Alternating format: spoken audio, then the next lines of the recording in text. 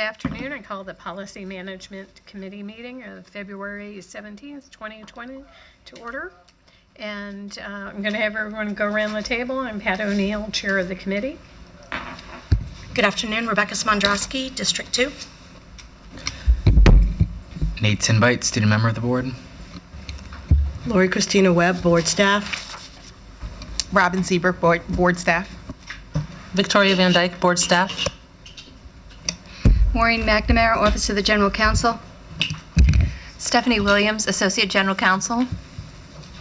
Araza Labad, Executive Director in the Office of School Support and Improvement. Jennifer Webster, Director in the Office of School Support and Improvement. Jeffrey Sullivan, Director of System-Wide Athletics. Judy Daca, District 1. Okay, so we have a very, very full agenda this afternoon. So we have the informational summary of the December 19th, 2019 meeting. Was everybody okay? Yes. All right, we're good on that. So we are now to Policy IQD, Academic Eligibility for Extracurricular Activities. Good afternoon. As you're aware, MCPS has a longstanding commitment to fostering student engagement in a variety of ways. But today we're going to talk about fostering that engagement through participation in interscholastic sports and a wide array of extracurricular activities. To support this objective of fostering student engagement through extracurricular activities, including interscholastic sports, the board requested in July of 2019 that staffs take some time to benchmark with similarly situated school systems, as well as review internal data on eligibility for participation in extracurricular activities, and meet with stakeholders. So in a few moments, staff is going to share with you the results of that research and provide for you a few options for your consideration in terms of how you would like to see eligibility requirements be structured going forward. After you've heard from Mrs. Webster and Dr. Sullivan about the variety of approaches they're going to share with you to extracurricular activities, we're going to talk about some policy language that aligns with your recommendations or guidance to us. We have kind of created some policy language that fits the various options that may be, and you have access to them. Once you have given us that guidance, we'll be able to move forward with looking at the version of the policy that aligns with that recommendation that you give us after their presentation. Thank you, and thank you for having us. Mrs. Webster and I have been we've enjoyed the journey in diving into extracurriculars and academic eligibility, and we're going to provide a summary of the last couple months of our work. To begin, a couple of the topics that we're going to cover today. First, we're going to begin with the why and the purpose. We're going to give you some benchmarking around other LEAs across Maryland and their eligibility policies. We're going to share some stakeholder feedback that we've collected in our travels.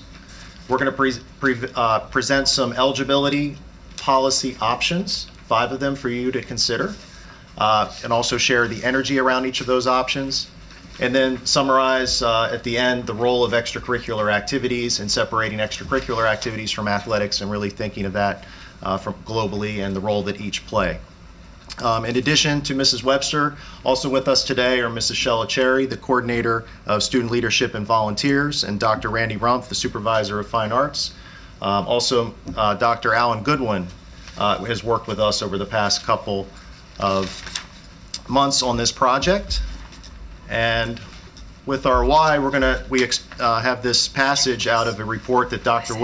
Goodwin was instrumental in creating, our student engagement report, talking about the impact on 9th graders, as well as some of our focus groups and the power of extracurricular activities and engagement, and the opportunity that extracurricular activities play in allowing that one staff member, whether it be a coach or an activity sponsor, to take a vested interest in our students outside of the school day.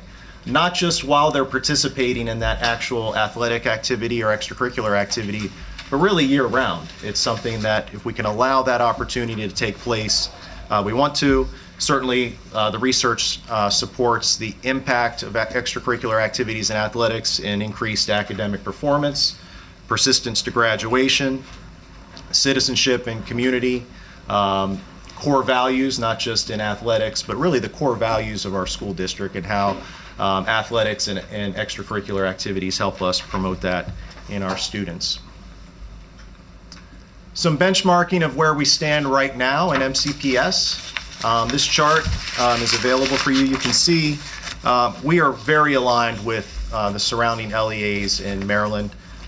17 of the 24 currently have a policy that has a GPA requirement of 2.0. And you can see some slight variance across those policies. Some incorporate one failing grade, like our policy does. So including us, 9 of the LEAs incorporate that. So a 2.0 GPA with no more than one failing grade. Other districts just have a straight GPA requirement. Others just have something, no failing grades. So there is a little bit of variance, but in terms of the 2.0 GPA where we sit, we're very much aligned with the other surrounding districts. In our travels, to begin, we just wanted to collect some input on the current eligibility policy. So Mrs. Webster, Dr. Rump, Mrs. Cherry, Dr. Goodwin, and I went around to various stakeholder groups, and we're going to give a very quick summary of each of those visits. First, with our athletic directors, we were able to engage with our ADs twice during this process. Many see the benefits of the current policy to motivate students, and they have attested to that. Students in our athletic program motivating academically to become eligible and to be part of the program, and seeing that as an important component. Athletic directors preferred not having any gray areas with appeals that they adjudicate because it would open up some variance in terms of interpretation. And most support the idea of universal 9th grade eligibility. And this is something that we're going to get into later in the presentation as a means of opening access, potentially looking at back to the why in our first slide, the 9th graders and the ability to engage them in the extracurricular and athletics program. Our athletic directors certainly supported the notion of opening up some access for our 9th graders as they transition into high school to get them involved in the extracurriculars and athletics. We also visited with our booster club presidents who supported the current policy and rigor around the expectations that an eligibility policy play. But one of the things that they focused in on in that conversation were the supports for students to meet the expectations. They were very interested in, we have this eligibility policy, we have great programs with athletics and extracurriculars, but what additional supports can we provide for our students beyond just the participation, whether that be study halls or other study skills classes embedded into the curriculum. How can we further that? So that was part of their discussion. We also engaged with our middle school principals who support the current policy, and they like the ability in our middle school athletics program to have students participate in extracurriculars on a contract. So that is a little different right now with our high school and middle school eligibility program, whereas our high school program is very much a consistent application. It's consistent in our middle schools as well, but middle school principals have the ability to put students on a contract in certain circumstances to provide further opportunity for students to participate in our program. We also engaged a couple of student groups. The first group was students who were ineligible or newly eligible. So we wanted to hear both sides of our students and their perspective. And the feedback from that group was to maintain the current policy, and they acknowledged that the academic eligibility policy is a motivator for them to improve their academic performance. We were able to also engage with our high school principals who found the overall policy is working. They like the policy and they see that it does motivate students, and it's difficult to motivate students who are not engaged in activities. So again, we want to get students engaged in athletics and extracurriculars to provide that opportunity for enhanced academic performance and the overall benefits of that participation. Almost all principals supported the idea of universal ninth grade eligibility. So again, looking at our targeted group of ninth graders as they transition into the high school space and really looking at opening up the potential access for our ninth graders and our students who are new to high school. And then almost all support the idea of separating out after-school activities from athletics in the eligibility policy. So as I open with, we have athletics and then there's the other extracurriculars, and thinking of those two groups separately. So the high school principals certainly supported that notion in our conversation. We also engaged with the MCC-PTA, who were empathetic to the need to engage our students who are not currently connected to school or struggling, to focus our support there. They were open to some modification in the current policy and wanted a way of re-engaging our students in our program. And then finally, our Student Athlete Leadership Council, we put this on the agenda for them to discuss, and they supported maintaining or increasing the current standards, but they agreed that the policy works to motivate students and acknowledged the impact. After hearing our stakeholders and gathering that feedback, our work group went back and summarized the information and looked at our benchmarking, and we provide 5 potential options for consideration. The first is status quo. So we did hear a lot from our stakeholder groups. We like the 2.0. It's aligned with what, many of the LEAs in Maryland and certainly up and down the East Coast are doing in terms of that 2.0 GPA with no more than 1 failing grade. Option 2 involves universal first-year eligibility in high school. Eligibility would initially be determined the 4th quarter of the first year in high school. So as it stands right now, all ninth graders are eligible their first marking period. So you come in with a clean slate, if you will, with eligibility. And then the marking period 1 average then dictates eligibility for marking period 2, and that continues through the high school career.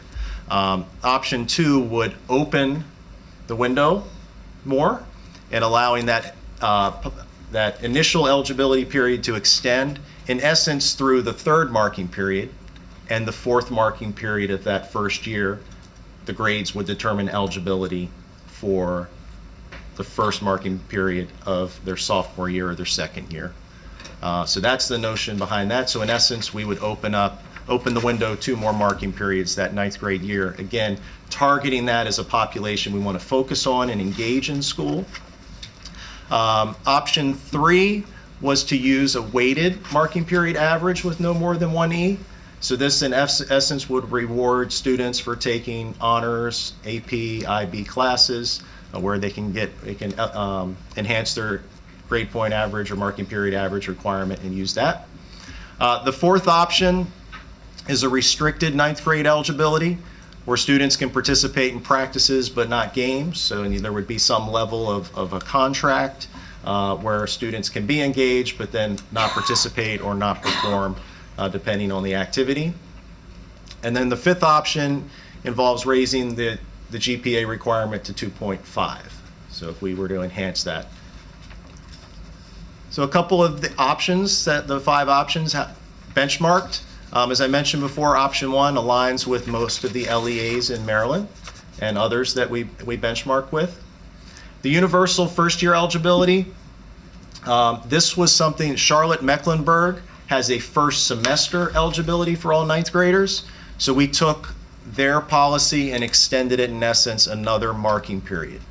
And so we feel in this option that 1 marking period, we can say that for a student's entire first year in high school, they have access to the extracurricular and athletics program under option 2. So we took that 1 step further than Charlotte-Mecklenburg.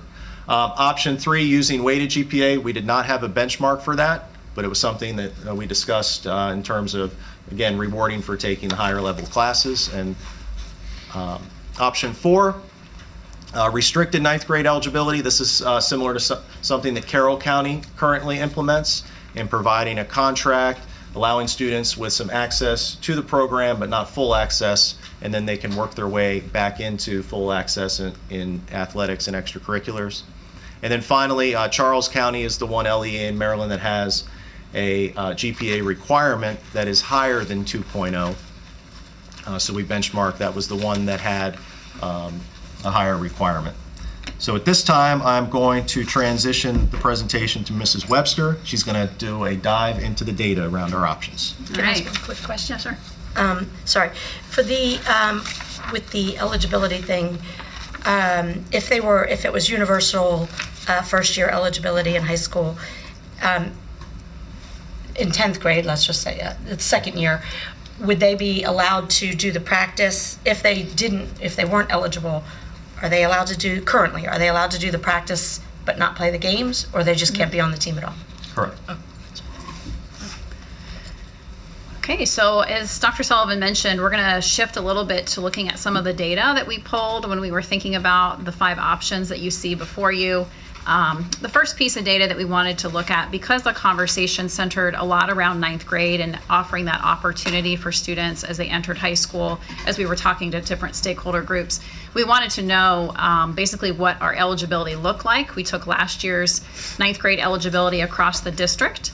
And to get a glance at, if we look at that eligibility through the lens of our 5 focus groups, who are the students we're talking about in 9th grade who are not accessing the extracurricular activities or the athletic opportunities?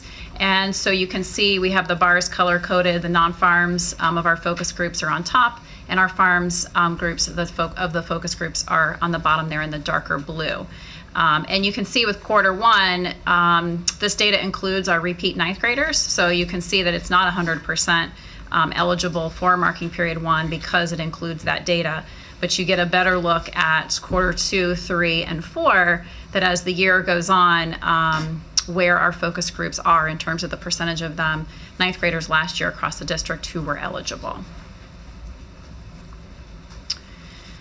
We then took 3 high schools. We wanted to look at the district data as a whole, but then we wanted to look at 3 different types of high schools to see who the students are, and if you were to enact option 2, let's say with 9th grade eligibility, how many students, who would be the students in these 3 different high schools who would be impacted by the opportunity to participate. And so you can have a moment to take a look at Gaithersburg, Whitman, and Rockville, 3 different high schools, different demographic groups, to see the impact that the eligibility of option 2 would have for those students.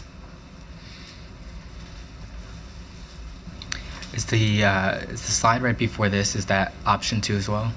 Yeah, so option 2, good question. The reason why I call this option 1 and 2 is if we keep option 1 as it is, this would be the state, right? These would be our students who are eligible if we keep the policy as it is. This just gives you an idea of the percentage of student by focus group who are able to access the programs. Option 2, you could imagine that now it would be 100% across quarter 2 and 3 would move to 100% because they would be able to participate in quarters 2 and 3. Quarter 1 again gets a little thrown off because of these students who were repeating 9th grade. An important point to note about option 2 is this would not be something that students would be able to access in the way we've presented it if they repeat 9th grade. This is only your first year in high school that this would apply, that you would be eligible quarters 1, 2, 3, and 4. If that makes sense. We did want to look at the idea of raising the eligibility to 2.5. So this graphic gives you an idea. The blue dots are where we currently are, where we were last year with our 9th grade eligibility data. The orange dots show you if we were to raise the GPA requirement for eligibility to 2.5, where our 9th graders would be in terms of the percentage of them by focus group who would be able to participate.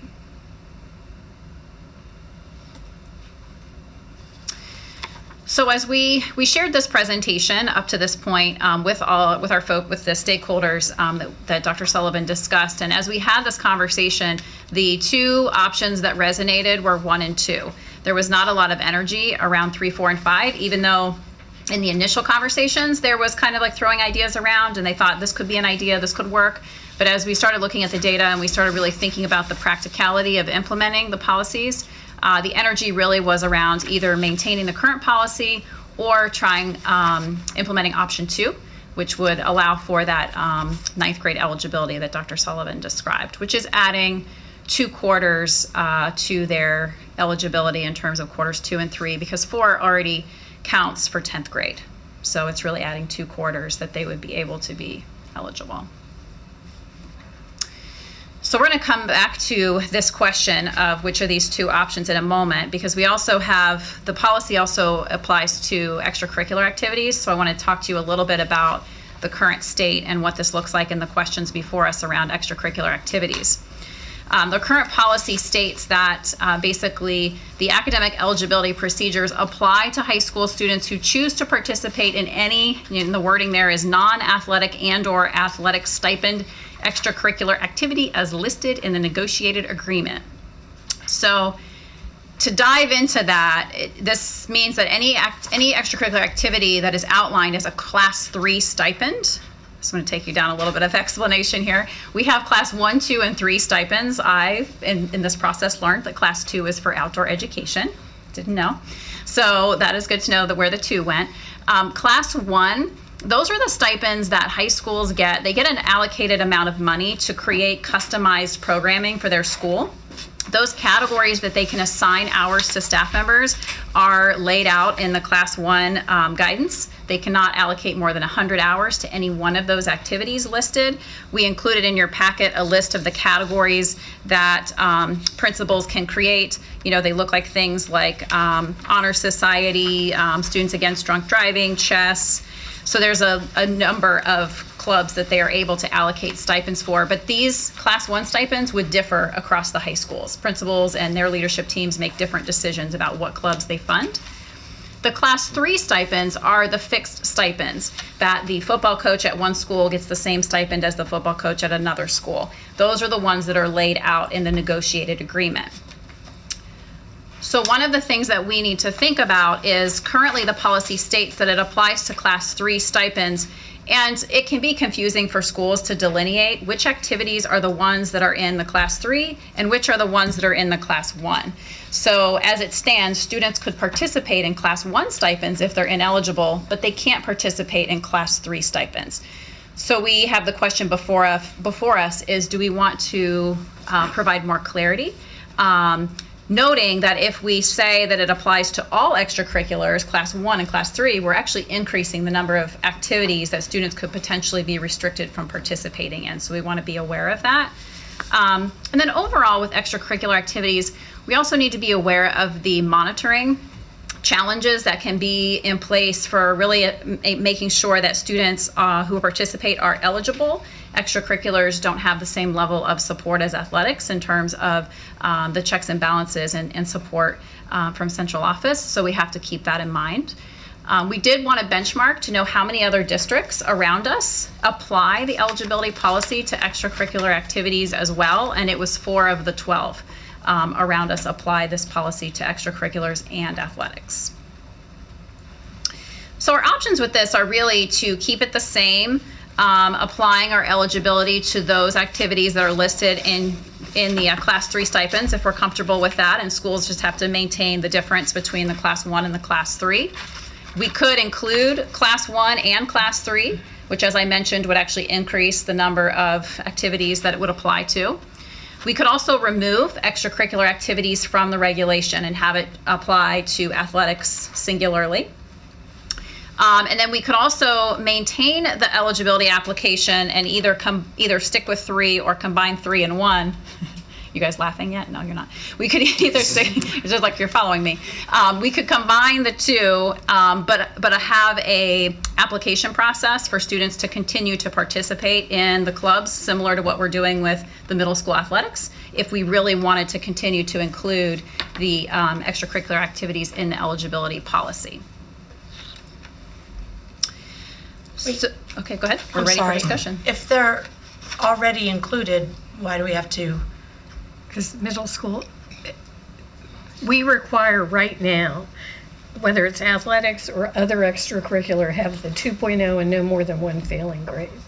Oh, So- I thought it was just for athletics. No, it's right It's for now. all activities. Yeah. Got it. But for Class 1, because in the policy, it speaks to every school needing to have activities that do not require an eligibility, so if you're ineligible, you can participate in something, but That's why I it's, thought they could. so I think, for me, I happen to believe that we need to separate the athletics from the extracurricular activities. So, because, and one of the reasons, when in the state athletic, it doesn't spell out a specific requirement for eligibility, but it references having an eligibility. And furthermore, many of our student athletes do aspire to participate in sports in college. There are athletic requirements. Even at the collegiate level, you frequently hear about players becoming ineligible during the football season for football or basketball. So I'm going to put it on the table that we separate the requirements for athletics and extracurricular activities. I'll second that. Okay, is there any discussion? Or- On that particular thing? No. Yeah. My only concern is the universal option 2. Yeah, well, we're going to get to You're that. gonna talk to that. We're going to, so let's resolve this issue of separating extracurricular and athletics. All right, all in favor? Okay, it's an agreement. Secondly, I really like the idea of the 9th grade universal or first year eligibility, because you do have the issue of repeat 9th graders. I think it needs to be spelled out as first year students, because if athletics are a link to the school and a motivator, I think, and 9th grade is hard. First year of high school is hard. To get adjusted. I think the fair thing is to have that universal eligibility for first year students. So I move that we put on the table universal eligibility for first Second year. that. Second. All in agreement? Okay, so I think those are two big issues that we need to consider or have incorporated in our draft policy. I also think, I like the idea of the using a weighted MPA, mainly because it would be a shame for kids to not engage in higher courses because they are afraid of not being So that, eligible. in effect, raises the academic eligibility. 2.0, I agree. I want students to be motivated to take honors and Right. AP, but we're trying to get more kids engaged, and especially like for our English language learners, that may make it a much higher bar. I think our But no, if you don't have a weighted GPA and it's not, am I misunderstanding? I'm right? That if you're taking all regular classes, your weighted GPA is going to be the A same. 2.0. Right. But if you're taking So you're getting all extra honors credit? classes, essentially, you might, it's like getting extra credit, I guess, if you will, for taking higher courses. Yeah. So this was a robust discussion with the high school principals, and just to your point, Rebecca, they initially first were interested, but then we started to process the differences across high schools in the courses they offer, that we could be creating an inequity if you have the opportunity. Some schools have more blended courses where there are more students who are in honors, and then the on-level is not separated out. We have some schools that are certain courses they offer only advanced. So it became a question of would we create an inequitable situation in the end? And so that was sort of where the conversation Except that there's no penalty for if you don't have any of the honors classes. Right? But if you're setting the bar at 2.5, No, 2.0. she's still maintain saying 2.5. 2.5. She's saying 2.0, but it would stay at 2.0, but you would you could include a weighted GPA or MPA. Yeah, so the thing is with option 2 is that that's universal throughout 9th grade. This option is not for 9th grade. It's 2.0 weighted all throughout 9th grade, all throughout high school, right? So as Pat mentioned, you do have a difficult transition in 9th grade for a lot of students. Oh, no, who- I'm not, I'm saying add it in. I'm not saying instead of option 2. I'm saying, I don't understand, like, these options, to me, some of them can be Mixed in. right? I mean, I think it's creating an inequitable situation. I really worry about it. I think it should be a motivator, and we do want but I also think it becomes more of a burden. I just think if you're, like, to your point about kids who play sports in high school with the expectation that they're going to play in college and potentially it could fund some of them. If I'm struggling to maintain my 2.0, why would I take a higher level class that could potentially make me ineligible when I know that if I can just take regular on grade level classes, I can get through and have a higher than a 2.0 without. But if you're struggling in a on-level class. No, I'm saying if you were struggling in an honors class, and you were worried about not being eligible, why would you not just then take regular grade level classes so that you can make sure that your grades stay good enough? Can you all repeat the discussions by high school principals just simply on the weighted GPA? Yes, and to your point about, so the weighted GPA component with the principals also, there was something when Rebecca was talking, I was like, this idea of keeping in mind that the policy overall was very positively received. So the way the policy is structured now, one thing we heard really clearly from students and from principals, middle school in particular felt strongly that we want to be careful not to lower expectations because they find the policy to be motivating and they find it for something for students to work toward. And students told us it's not an unreasonable expectation to have a 2.0. Like, they felt like it's a reasonable expectation. So from the feedback we received, I didn't hear the need to offer additional opportunities to reach the 2.0, because it sounds like what you're thinking about is, are there additional ways that we can help them reach the 2.0? Well, I just don't want somebody to not be willing to take a chance on a course that they haven't necessarily taken before, especially as we're opening and really pushing to make sure that all of our kids are doing everything they can to take as high, AP and honors courses as possible. But if I'm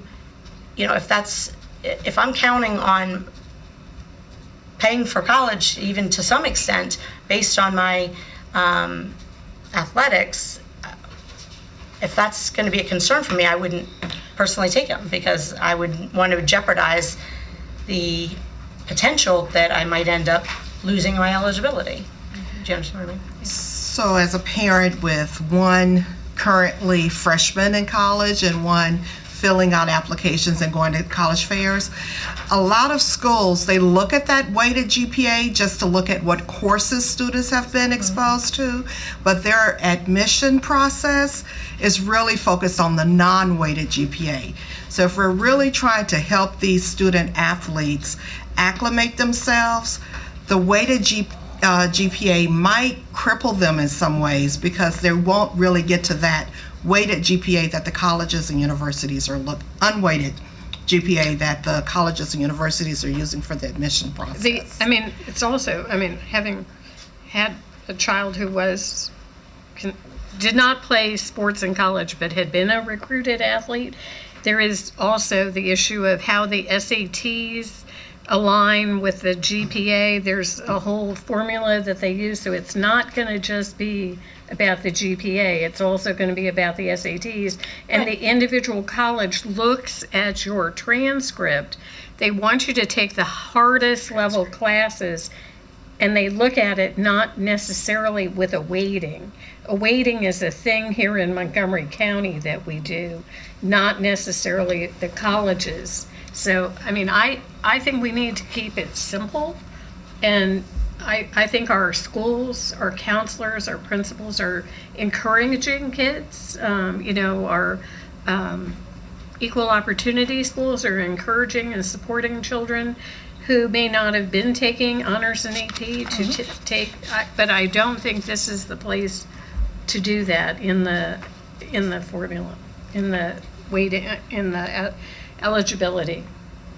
And we've just opened up another whole class of activities.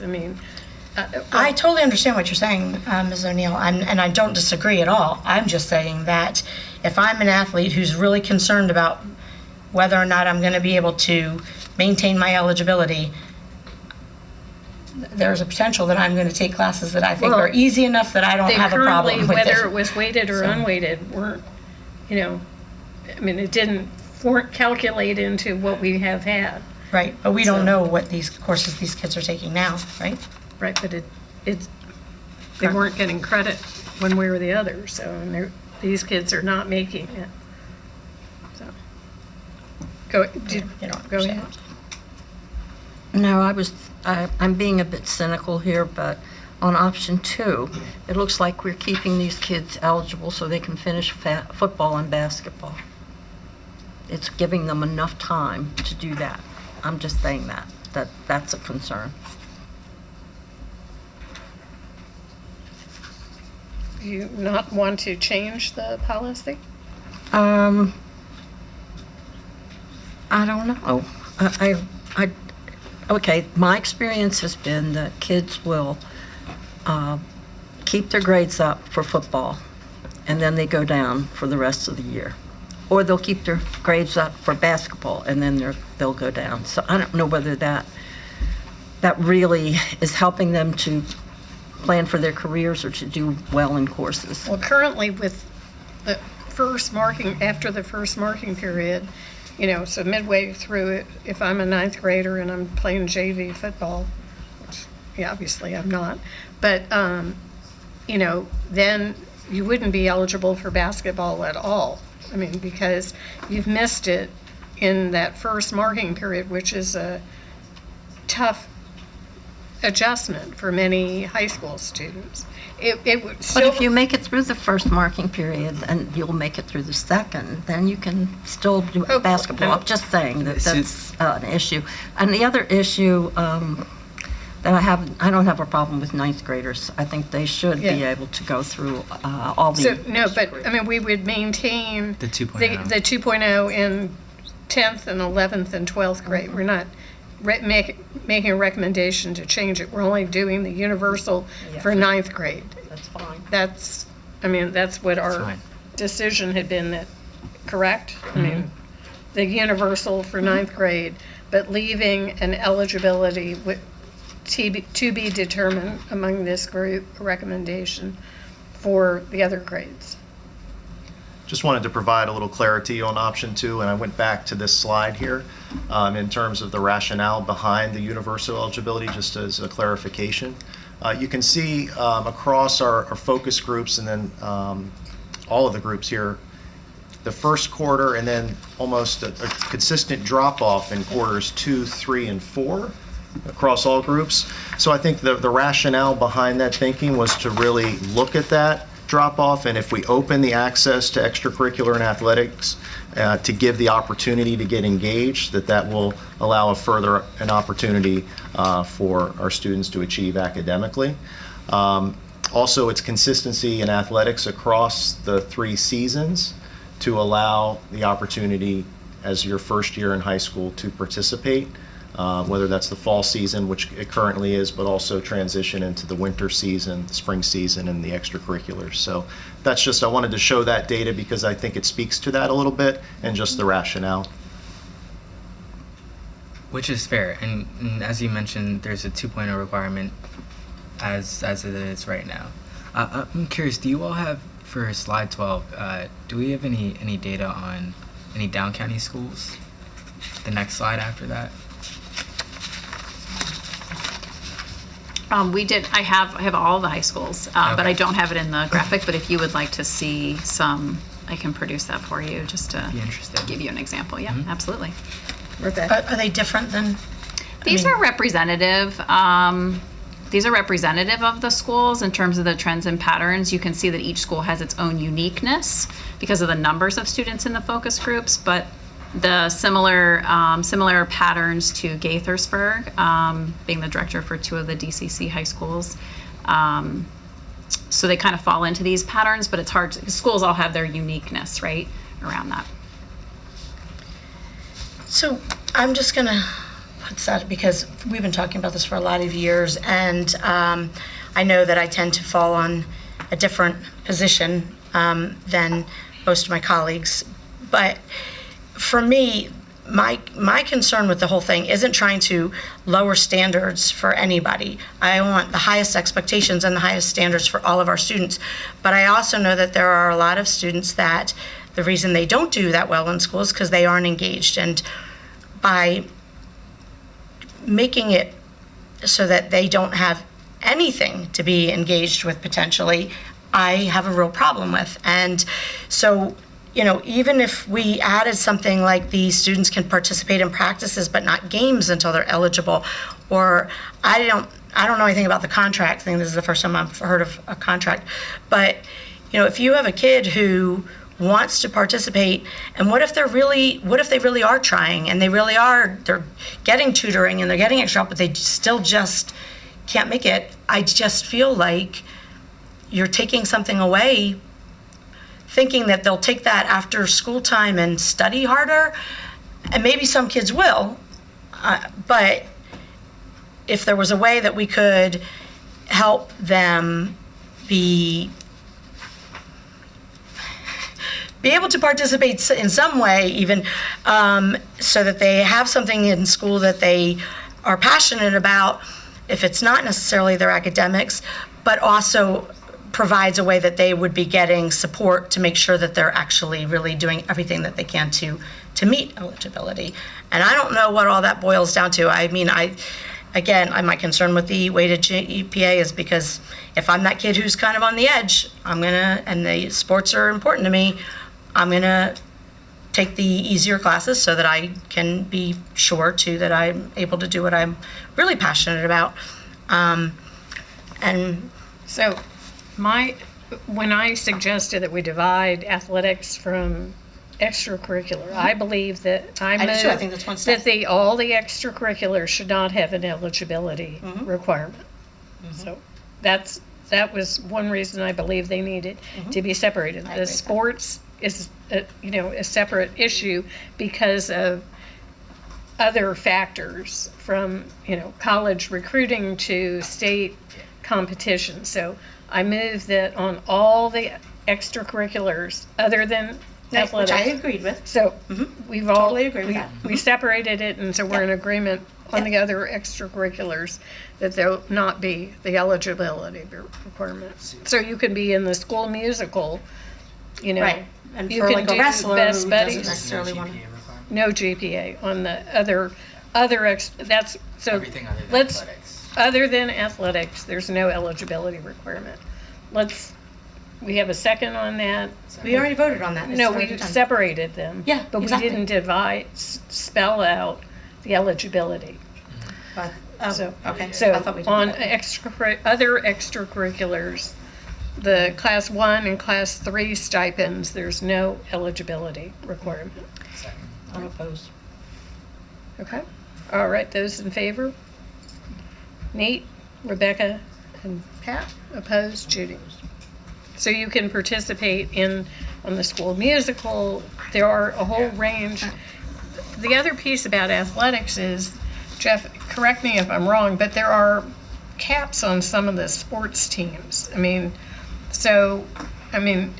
can't just have all calls show up for practice. The soccer team is it 22, something like that on soccer? Yes, so a lot of the sports, we don't have designated caps on the team, but a lot of them logistically, there are ranges that cap the teams. And I think with option 4, that was a concern of staff when we talked about a restricted eligibility, is you would be opening the door for a student that did not achieve the eligibility standard to be part of the roster in a restricted practice-only capacity, and potentially not selecting someone who has met the eligibility.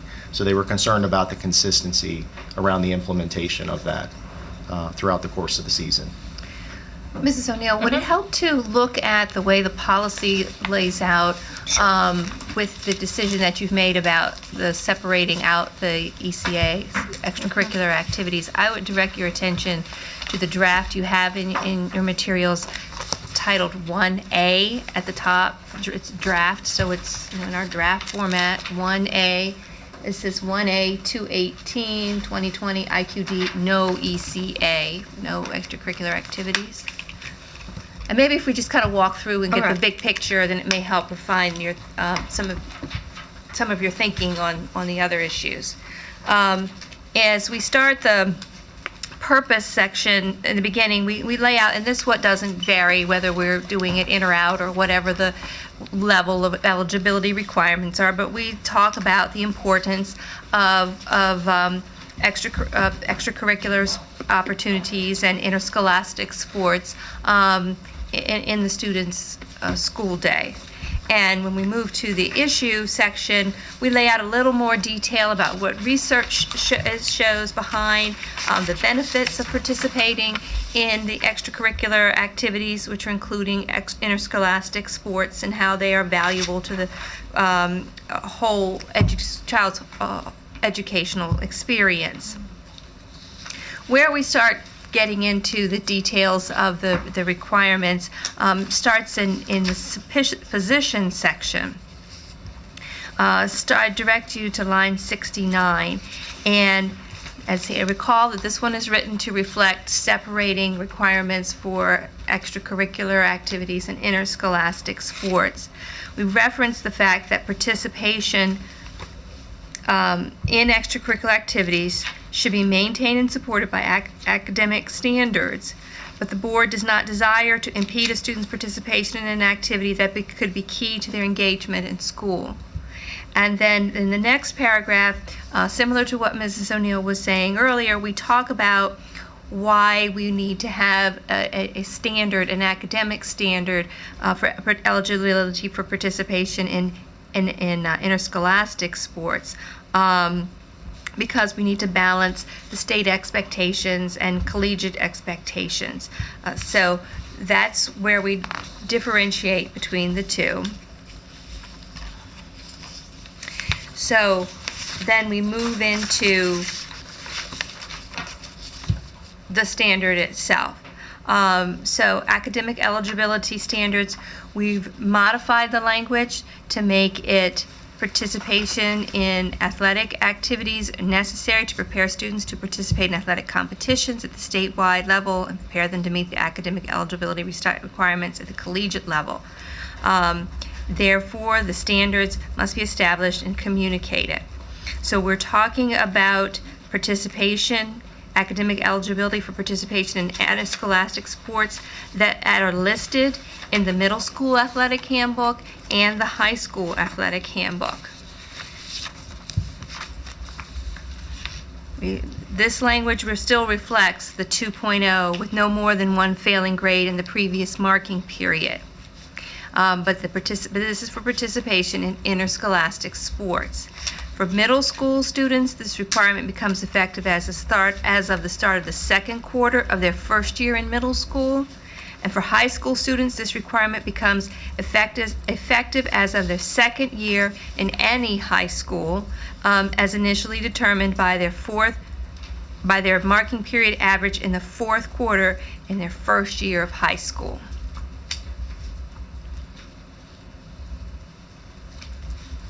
And then the language from there continues to pretty much be the same, with the exception of the implementation strategies, taking out the reference of that was referring to having a range of possibilities, so that the extracurriculars that we're separating out from this process.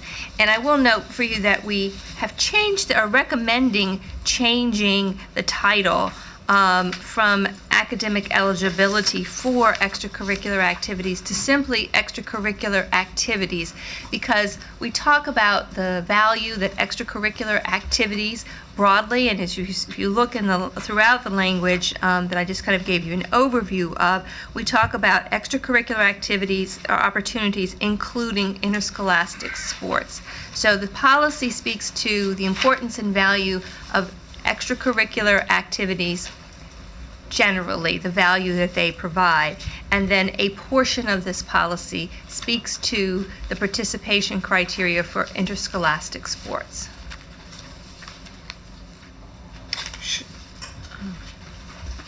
The issue about middle schools, I mean, from your interviewing of the middle school principals,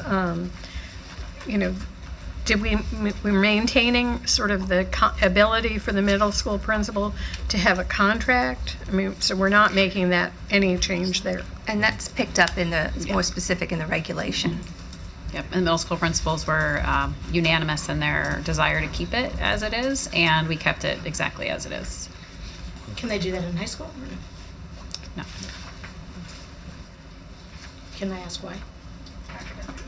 You're like, I just said, can I ask why? Yeah, that was more the concerns around the implementation of having students that are participating on a roster with limited size that would not have the ability to fully participate in practices and games, and at the costing opportunities for students that did meet the academic eligibility standard.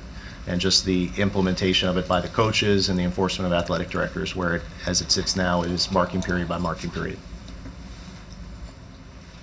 any other questions? Any other comments? What about the 2.0 with no more than one failing grade? I mean, So that language starts on bottom of page 4 to the top of page 8, page 5. Is there any feeling about that provision that there should be a change or eliminating the no more than one failing grade, or leaving it as is? Leave it as is. Feeling on that, Nate? I mean, if I'm gonna be honest, I'm fine with removing the no more than one failing grade. Me too.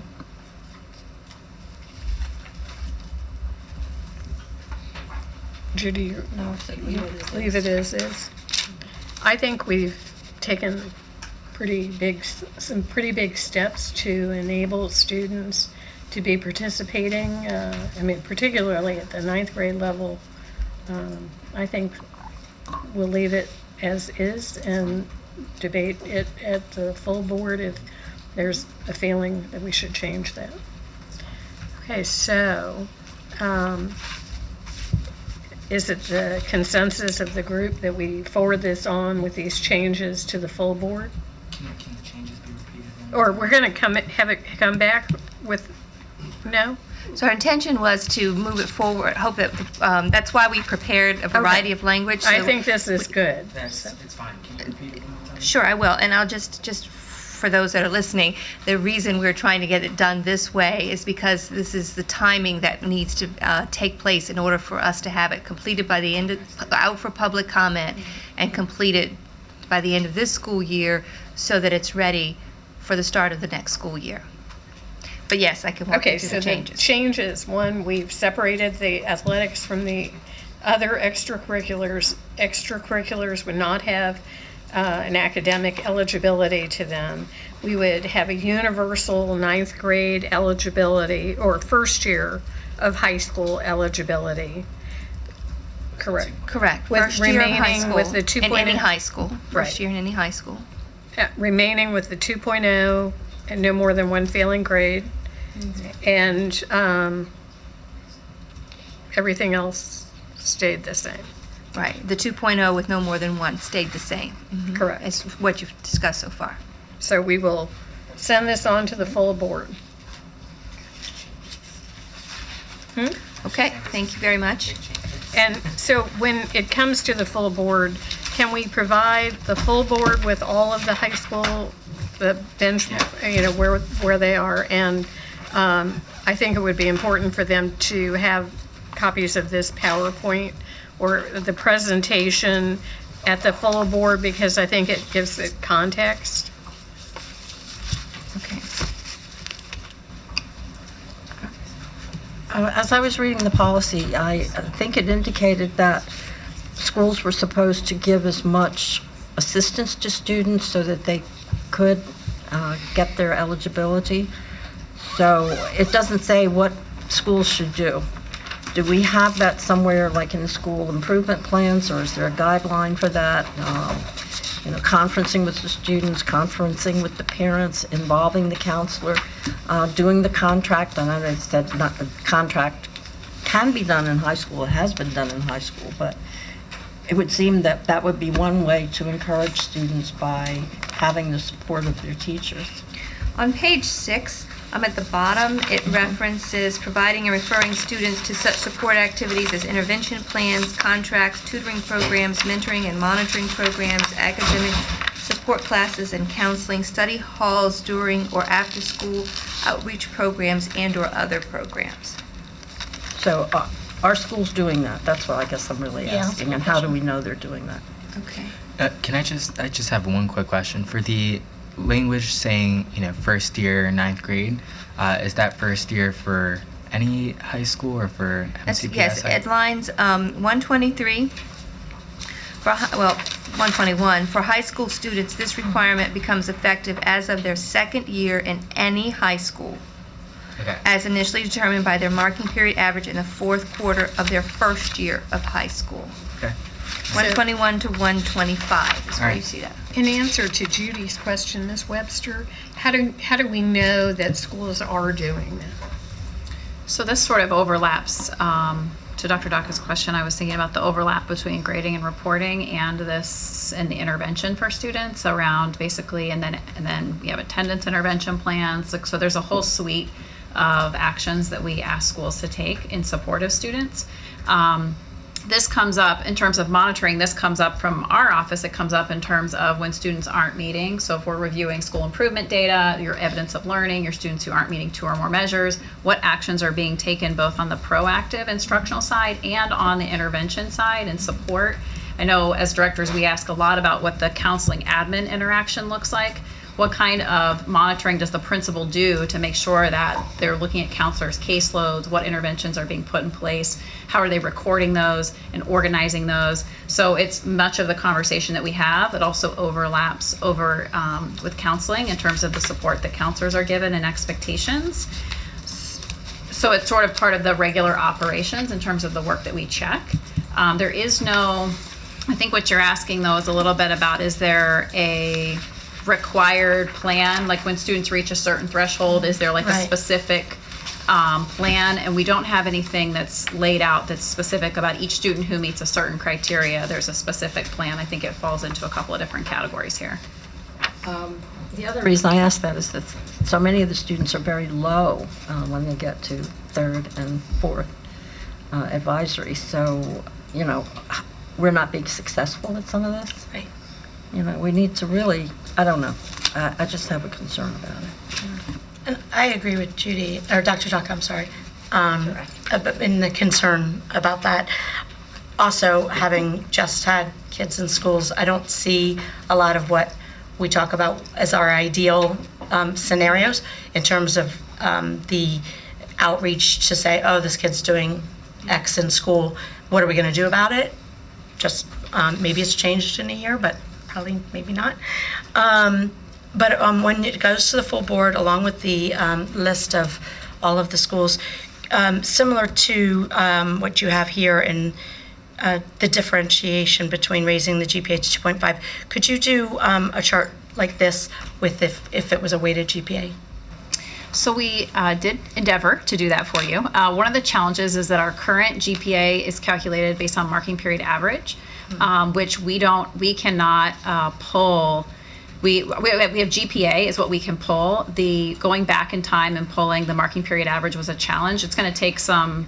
We can figure out something to do. Even if give it's you last some kind of year's, data. if it's Yeah. not this year currently or whatever, that's fine. I would just like to get a sense A of. sense. So we'll find if there's something that would give you a how sense. much difference there would be. Absolutely.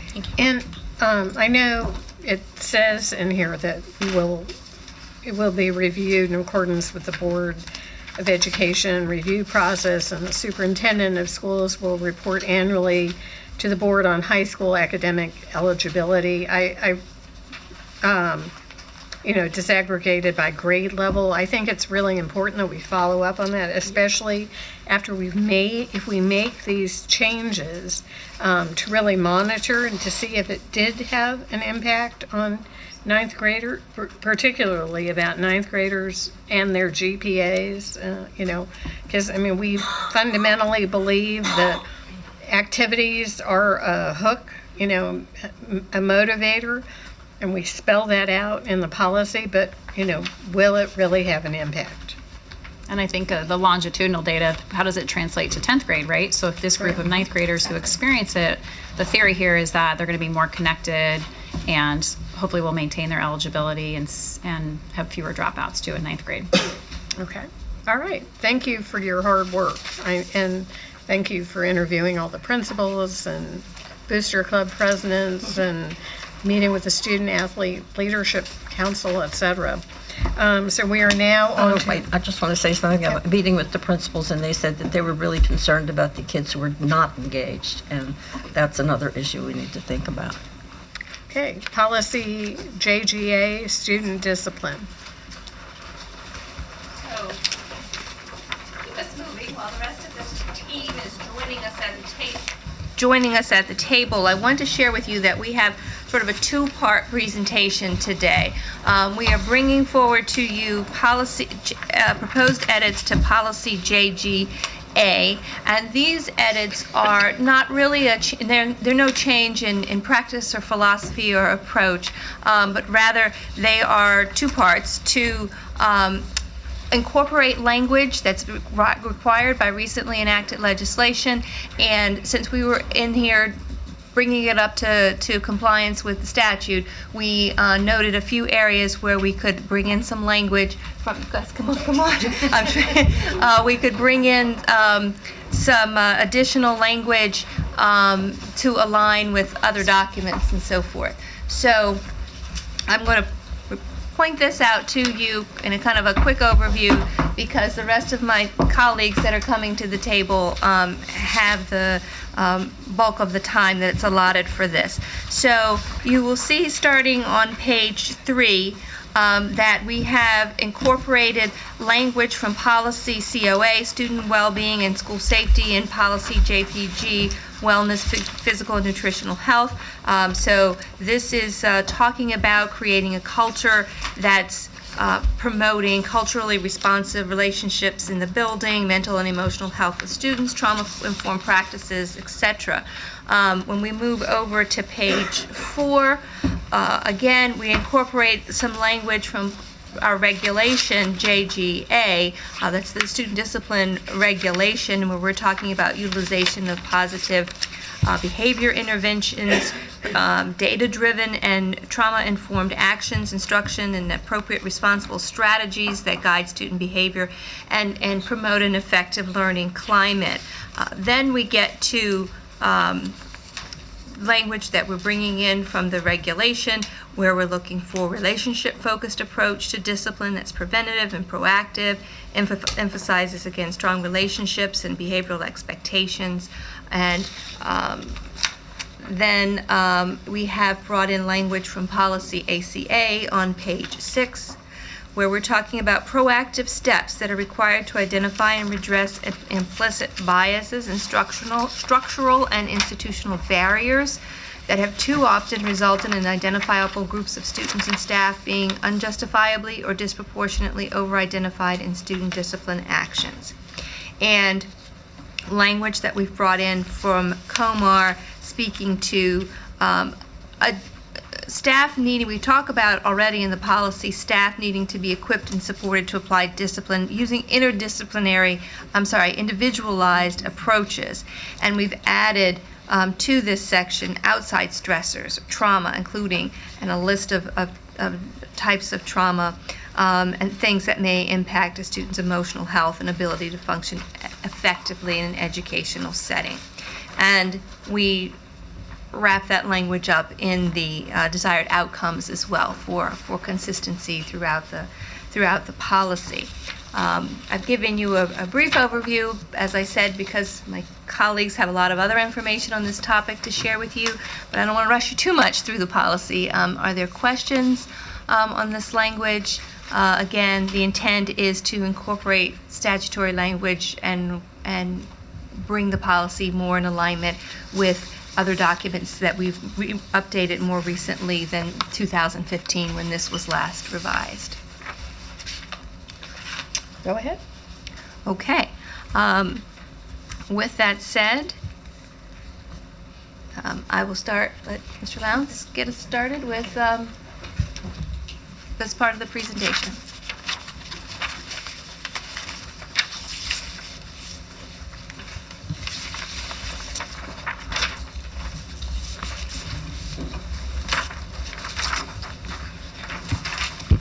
Good afternoon.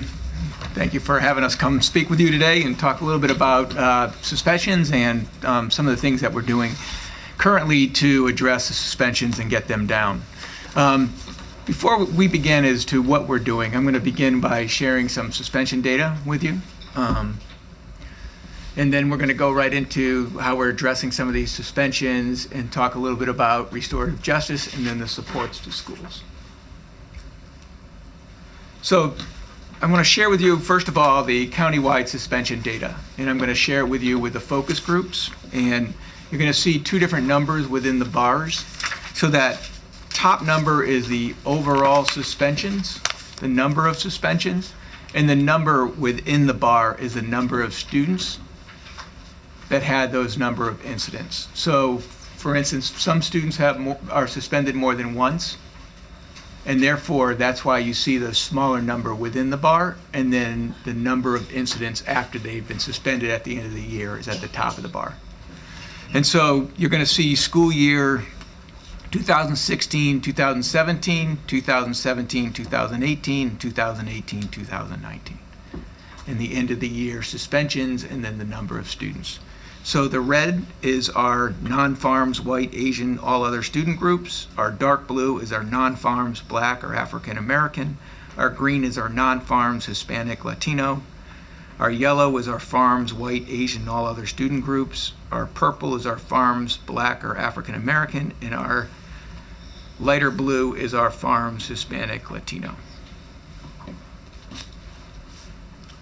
The second way we're going to show it to you is by our service groups. And I just want to remind you, this is not an apples to apples comparison, in that in many cases you have, for instance, in our special education category, you also have 42% of those students are receiving farms, and 26% of those students also are receiving ESOL services.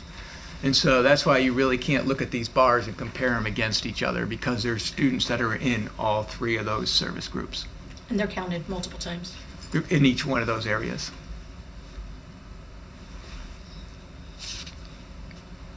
The second way, so that was the county's suspensions, and now I'm going to show you by elementary, middle, and high school. And so here is our elementary.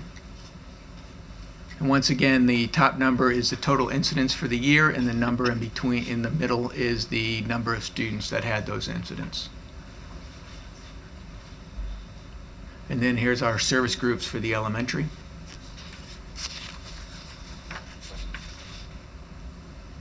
And here's our middle school by our focus groups. And our middle school by our service groups. And then the last is our high school by our focus groups, and our high school by our service groups. So with the data, when looking at the data, we have a work group that is currently... Mr. Lowndes, may Yes. I interrupt you for just Yep. a moment? I just want to point, I'm sorry for interrupting Sure. you, just point out to the board and others who are listening that the data that Mr. Lowndes has just gone through, this is the first time we have presented it to the board and the public in this fashion. This is something that we've been, as you're going to hear, it's something that we've been studying for quite a while and working to provide supports to, but this is the first time that we have shared the data in this format. Thank you. And so, in looking at the data, we realize that we have some work to do. And we have a work group that has come together that is cross-office. And we're currently looking at suspension data on a regular basis. And we're coming up with, we currently have an action plan, but we're also having direct actions based on what the suspension data is telling us and what schools need more help and more supports. And we have right now a targeted plan towards our African American students and our Hispanic students. So some of the things that have been put into place for this school year with that team is, so we've made adjustments to our special education, social and emotional services program, because when we dug in deeper to the data, we saw that our schools that had the program in those schools were having a difficult time and had more suspensions than others. And so we do have social workers in those schools this year, And we also have psychologists working more directly with the schools and more of a targeted plan with those schools. And we are seeing currently that our data is better this year than it was last year within those schools. The other thing that we have noticed is that our staff needs training, and that it needs two types of trainings. Number one, it needs de-escalation training. So when an incident's occurring, how do we get things so we can de-escalate it and not get to a point where we suspend students? And the other one is a behavior modification training. So how do we just offer good behavior techniques to teachers to put in their everyday lessons to help them with the instructional period of the day? And so we currently have trainings going on that are addressing both these areas. We also are teamed up, that part of that group is the Restorative Justice and Mindful program. And so when we looked at the schools with the most number of suspensions, one of the things that we did was we targeted 11 schools, and we've actually have a person with a mindfulness background working directly with those schools. And you're going to hear Rochelle talk a little bit about what's going on not only with those schools, but with all the restorative justice schools. We are working with OSSI and other schools to talk about in developing sharing best practices for alternatives to suspensions. And you're also going to hear from James today what OSSI is doing to help support schools with suspensions. And the other thing the Office of Special Education is doing is, because one of the areas that we are seeing an increase with special education is students with 10 or more days of being suspended, we're sending someone out from our office to all the manifestation meetings and making sure that the manifestation meetings are being run correctly, and to see whether the student's disability is one of the reasons why the student might have acted in such a way that they were suspended. Because if disability was the primary reason, then it really shouldn't have been a disciplinary action. And we should be offering more help and more support through the IEP to make sure that we're servicing our students. And so I just wanted to share a few of the trainings that we're currently are doing. One of them is we are offering our CPI training with just the de-escalation part of it. And we have trained many teachers, gen ed, special ed teacher, and paraeducators in the de-escalation strategies. We also are training the staff development teachers within buildings on the de-escalation strategies so that they can go back and work within their schools and support their teachers in the classroom with reinforcing what those de-escalation strategies are and making sure that they're being done correctly. And so we trained them this summer, and then we brought them back for a refresher recently to make sure that they're getting what they need, and wanted to hear what other types of strategies or help or support they needed in order to support their schools. We worked with the LAS and OSSI, and we also trained them on the de-escalation strategies so that when they're going out and supporting schools, they're able to offer the strategies. And we've looked at some schools that needed some extra help and extra supports based on the number of trainings, and we've invited them to specific trainings, and we've also gone out to their schools and provided direct trainings at their schools for some particular schools.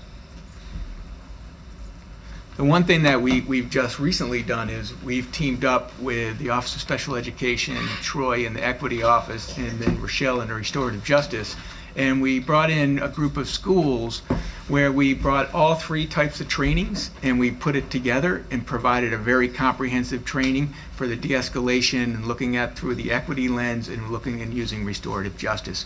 So now I'm going to turn this over to Troy and let him talk specifically about that training. Thank you, Kevin. Good afternoon. So we had the pleasure of working across office to, again, take an opportunity to look at what's going on with students through our multiple lenses and combine our forces and our best thinking about how to tackle this problem. What is it clicking?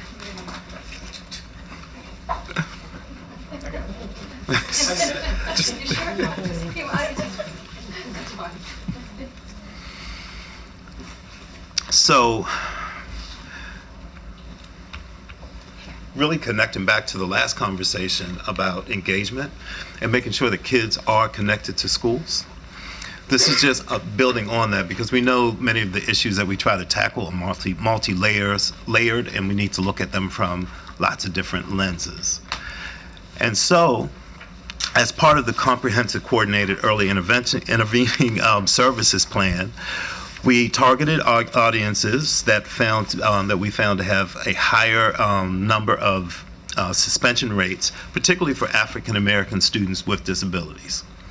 So we identified 9 schools, which were Paint Branch, Blair, Springbrook, Northwood, Gaithersburg, Einstein, Eastern, Banneker, and Briggs Cheney. And we provided time and space to bring people together to really look at their school's data in terms of this particular population, to think about the barriers, build their awareness, and really get them thinking about, okay, so now what do we do about these disproportionate suspensions? And what can we do to reduce them in our schools? So again, giving schools that time and space really opened up their thinking and gave them the time to dig a little bit deeper. And ultimately, the goal is to really help people rethink how we engage with kids. So this summer, we had engaged all of our 10-month professional staff around a follow-up to our system-wide implicit bias training. So during the day of training, where we brought staff together from schools, each school could bring about 15 to 16 members. They were administrators, staff development teachers, and classroom-based staff. And we brought them together and built upon that implicit bias training, because some of the ways in which we react to student behaviors has to do with our biases and our sense of what is appropriate and not appropriate. We also took the time to explore the differences between mainstream and African American culture, which pulls from a module that my team leads around elevating the Black male, understanding that students culturally display differently, and it's important that we are able to understand and interpret students' actions appropriately. And then we focused on the students who were being disproportionately suspended, and those were African American students with disability.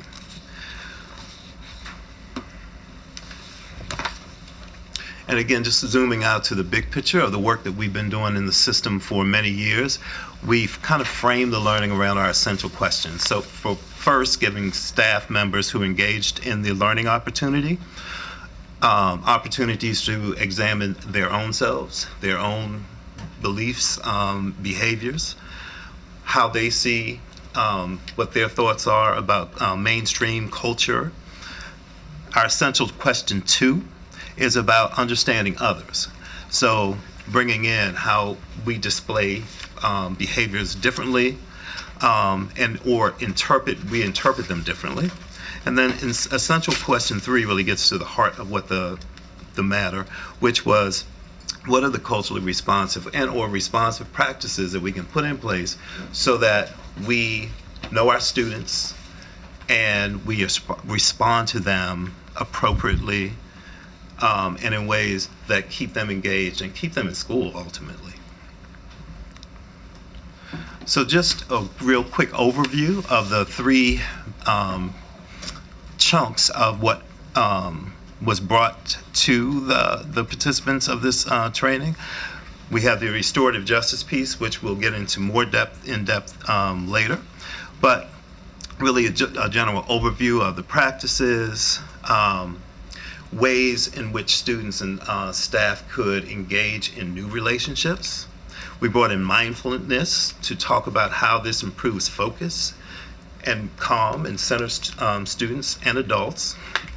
And then crisis intervention strategies, in particular, how do we de-escalate?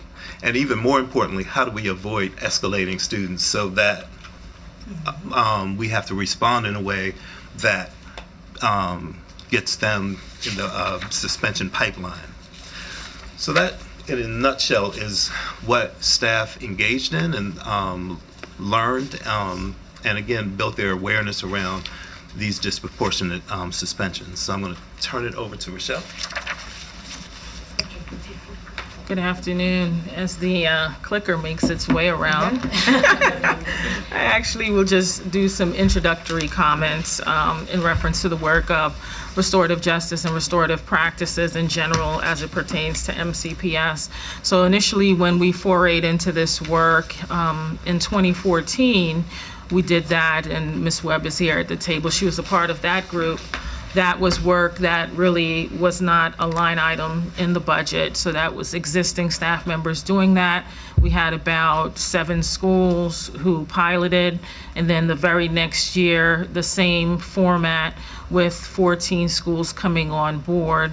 And so around 2018 is when we got the grant, and we've been working with 43 grant schools in particular, all of them at the middle and elementary school level.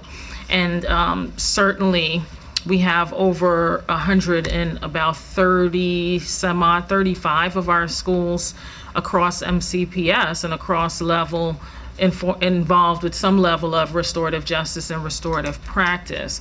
However, the reason, and earlier when I presented to the board, I discussed the impetus and really the urgency for moving our 2 current specialists onto local funding so that we can spread that training across the board.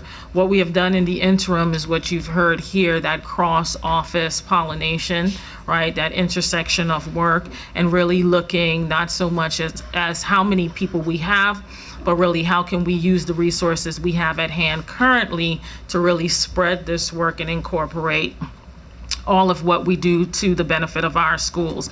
There were just a few other key things I wanted to mention. This actually is the very first year that across the system, all of our schools are using the MyMCPS platform to report referrals. And so we're starting to see you won't see it here today, but verbally I wanted to mention, we're starting to see some very good trends as far as referrals going down. We also are in our suspension work group taking a look at how we report suspensions in school, out of school. There's some real interesting work that we need to do around that. So as you hear a little bit more about the restorative practice and how we're layering on mindfulness, currently that's a collaboration, as Mr. Lowndes mentioned, between OFSI and special education, where we have someone who's focused on 11 schools, high schools, which is really good. They show the most disproportionate suspensions, and of students of color in particular, and those of a service group having an IEP, and 2 middle schools that are feeders to those high schools. But obviously we need to get to the others who represent the data that you saw earlier. And so next year we're hoping, as we move our 2 specialists onto local funds, that we can utilize the remaining grant funds to layer on mindfulness by getting another specialists to come in for that work, so that we're pushing that across the county as a whole. So with those thoughts, I will actually defer the restorative justice presentation to Ms. Asasha Martin, one of the specialists in restorative justice. Good afternoon, everyone. For the remainder of the presentation, I'm going to walk you through the work of the Restorative Justice Office as it stands right now. So here is the vision for restorative justice across MCPS by grade band level. Our elementary schools primarily focusing on what do community building practices look like with intentionality and engaging in specific social emotional learning for students, because those are the skills necessary that we have to develop first in order to begin to shift the climate and culture within a school building. How are we engaging purposefully in meaningful relationships, student to student and then staff to student? And then also asking our elementary schools and their staff to seek out ways to disrupt the disproportionality in our current system. As our students matriculate to middle school, we are still engaging in specifically teaching social emotional learning skills, establishing progressive relationship building practices, because what our student to staff and student to student relationship look like in elementary school. It needs to shift a little bit as students are maturing within their school environment. And then as we get to the high school levels, we are solidifying those social emotional skill sets before they leave us to go on to college and career, continuing to engage with them in meaningful and authentic ways and disrupting the disproportionality within the traditional system. As Ms. Rubin mentioned, in 2014, we had cohort 1 and 2 schools elect to become restorative justice schools. So there were a core team of staff members within those schools who received 3-day training facilitated by various central office staff members. PPWs who were assigned to those schools also received training so that they could provide in-house coaching and support, and those schools also received de-escalation strategies and youth mental health first aid training. And so that is the scope and sequence of what support to those cohort 1 and cohort 2 schools looked like within that time period. In 2018, when the Restorative Justice Office was established, we moved into continuous coaching, modeling, and feedback cycles to those schools within the Restorative Justice Grant. So the 2 specialists who are housed under the grant provide direct support to those schools to begin to develop their mindset around restorative practices and building it out across staff and within the school. Those schools also have been engaged in Tier 2 and Tier 3 training during this time. So once we get past establishing community and deepening relationships, what do we do when harm occurs? So those schools have received specific training around, Tier 2 and Tier 3 restorative conversations and restorative circles that can be used in lieu of punitive measures, or if a punitive measure has to take place, what do we do when they return to our school buildings? How are we receiving them so that they start off being welcomed fully and supported in a success plan moving forward? We're broadening our scope of who we support with restorative practices. So thinking about the Blair Ewing centers, the noise, our paraeducators, our bus drivers, our building service workers, having our schools bring all of them into the fold because they have just as many touch points with students as our teachers do. So we have to, help them shift their mindset and begin to engage with students in a more restorative way as well. And then finally, we are growing out to be within a collaborative effort within the Student Transfers and Appeals Office to elevate and incorporate restorative practices within discipline policies prior to suspensions. The continuum of restorative practices that we are coaching, modeling, and providing feedback to schools from the establishment of the Restorative Justice Office is outlined for you here. We tell our schools 90% of your time needs to be on that preventative side of the continuum. What specific things are you putting in place so students feel connected to their school community and that they want to engage with their school community? So the preventative side is what would fall under our Tier 1 practices. And then when harm does occur within Tier 2 and Tier 3, here are the responses that you could put in place in lieu of traditional punitive measures.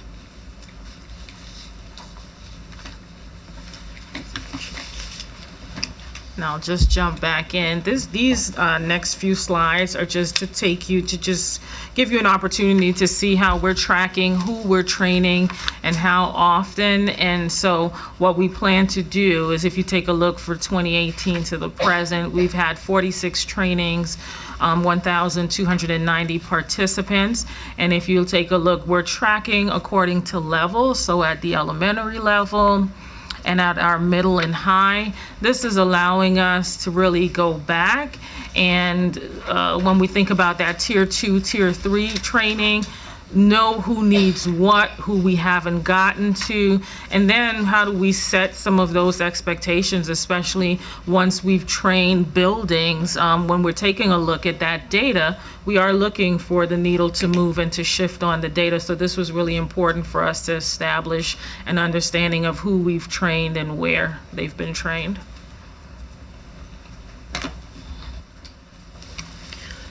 So with keeping in mind the fact that we had some cohort 1 and cohort 2 schools come on in the 2015 and 2016 school year, and then the establishment of the Restorative Justice Office in the 2018-19 school year, our schools are going to fall within various implementation stages. Once they decide they are taking on the restorative justice mindset and philosophy and want to grow out to implementation with fidelity.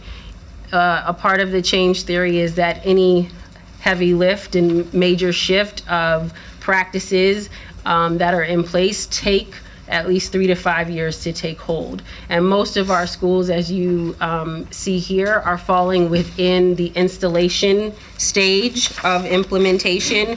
They're getting their resources in hand, they're training their staff, they're preparing various data tracking measures in order to see when we start moving into full-scale implementation, do we have the necessary supports, resources, structures in place in order to implement with fidelity.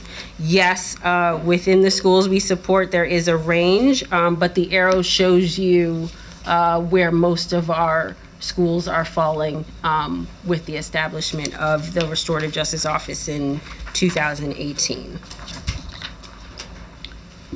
Lastly, we have a few testimonials directly from some of the schools that we support across elementary and middle school that took some time to share with us what the impact of restorative practices has been within their school culture. Students knowing that they have trusted adults within the building, having the opportunity to share their perspectives with their peers and feel like they are valued and empowered in that process, and knowing that their level of investment within restorative practices are just as honored as the adults who are facilitating them through the growth of what restorative justice looks like at their school. So with that, we'll pass it over to James for the OSSI supports to schools. Good afternoon. As you know, the Office of School Support and Improvement has both supervisory and support components, area associates, as well as directors of learning achievement and administration provide direct supervisory approach to our schools, but we also have learning and achievement specialists who partner with the directors to make sure that there are effective supports that we offer to schools as we look at a variety of issues, but specifically around student discipline and student code of conduct and suspensions. And so I wanted to share a few of the ways that directors provide those supports in that supervisory role to principals. Our directors are coaching principals through discipline cases involving students with IEPs. And we really look at the specific language that exists within the student code of conduct and ensure that principals fully understand the components of the student code of conduct. Because we want to ensure that our principals and administrators are engaged with the various trainings and opportunities that are available to them. As was alluded to earlier by Restorative Justice, and the Office of Special Education has recently put out information on upcoming trainings. We try to make sure that our principals are aware of those trainings and are attending those trainings and are getting the appropriate staff to those respective trainings. So you're going to hear from me a lot of positive overlap between the various offices that you've heard from earlier today. Another thing that our office does is we make sure that we implement appropriate accountability measures if principals or school personnel are not demonstrating alignment with our board policies and with what is listed within the student code of conduct. So we do have those difficult conversations with schools when they are struggling to implement the code of conduct as it was written. Our school support teams meet bi-monthly, at least bi-monthly, involving the area associate along with the directors and the learning and achievement specialists. And among the many things that we do during those meetings, we do look at schools in depth, and we do look at culture and climate assessment of schools, and that can include the suspension data. Because if schools are operating in a way where suspensions are high, then we do have concerns about whether or not students feel safe and feel comfortable and feel welcomed within the school environment. And so we want to be sure that we're providing those supports. So directors and learning achievement specialists, as a result, are often in schools and connecting with schools around some of the trainings that you've heard about already. And sometimes they're delivering those trainings. Many of our learning and achievement specialists in their previous roles have been with Mr. Body in the equity office. Many of them have been with Mr. Lowndes and his team in the special education office. And so they're engaged directly with teachers and with principals, providing these types of trainings around negativity bias, mindfulness, and finding ways to help schools elevate parent and student voice data. Lastly, our school support teams will connect and serve as a connector for schools of similar demographics, with similar programs, with similar educational needs, to align practices and share ways that they can reduce suspensions and improve student outcomes. And so we serve oftentimes as a point person for those schools to talk with one another. We're also very connected to, obviously, the school improvement plan continuum, because we know that great first instruction and high student engagement is going to lead to a reduction in behaviors that can produce suspensions. And so we want to ensure that there's focused support that seeks to ensure that all students get the instructional time and teacher attention they need to thrive in alignment with our dimensions of equity. So at this point, I believe we're moving forward with board questions and discussion. Well, thank you all for coming with the presentation. We preview, this was so that we could have a better understanding of the revisions necessary in our student discipline policy. Also, as Mr. Lowndes said, this is the sharing of the suspension data in a new way of reporting the data. The issue of disproportionality across our system is one that the full board is concerned, and I know Dr. Daka has long been a champion and expressed concern about it. I've asked that when we bring the policy JGA revisions to the full board, that we have an in-depth discussion on the data for the full board. Ms. Williams sent this PowerPoint to all the board, and I had asked so that they would all, be aware of the data in particular, but knowing that we have a limited time, but in the context of the necessary policy revisions. So, we have time to ask a few questions, but it really needs to be related to the policy, knowing that the full board and you guys will have the opportunity to dig in, to mull over the data that's been presented today. So I don't know whether anyone had any brief questions or comments. I have a brief question and brief comment. First question is, so 1,290 participants so far. Do we have a game plan to accelerate? I mean, I know they talked about a little bit, but we got 24,000 employees roughly, so I know they aren't all directly dealing with children, but it just seems like. Right, and I really should have prefaced that data by saying, so we started this year to put all of our training through the PDO system so that we are able to do that level of tracking. So it's missing some data that we're going back through our other trainings to find and add in. But to accelerate, that's an excellent point. We've just begun the conversation around what does summer look like, especially with the salary days not there. And it gives OFSI a robust opportunity to really get a lot of our staff members in during the summer summer and having the opportunity to pay them a stipend to participate. That's good. I'm happy to hear that. This might sound like a silly question, but do we ever offer any of these type of trainings to students as an option as opposed to suspending? So, as we talk about trying to really get people to understand each other and where they all come from and whatever, do we ever do anything like that? So in the middle and high schools particularly, we support schools in training their students in restorative practices so that they are direct contributors to what the school climate and culture can look like in tandem with the adults, and it elevates their voice.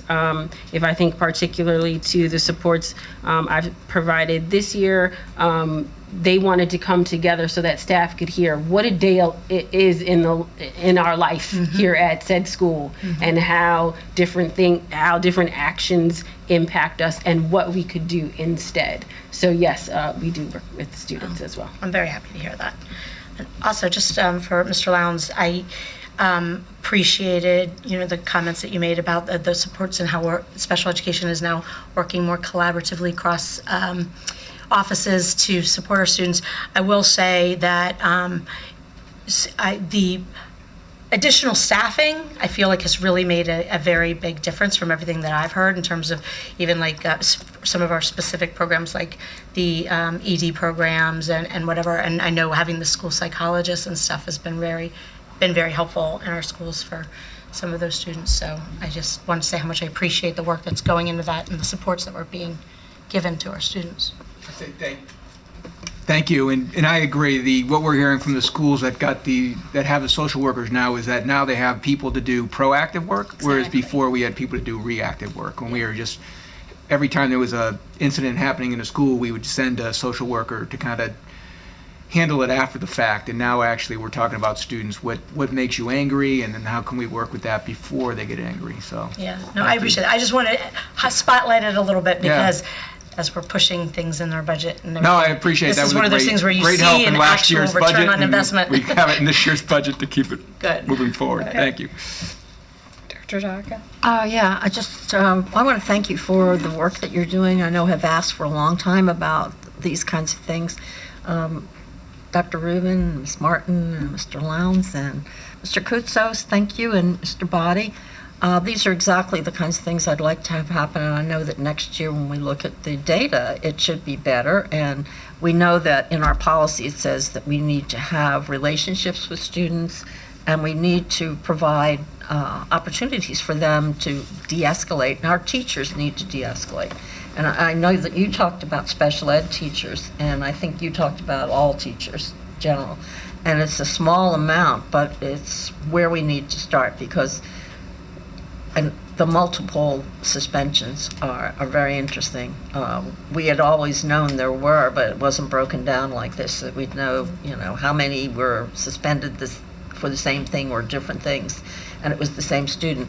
So this is really exactly what I'd like to see happen. I'm so happy that you're doing it.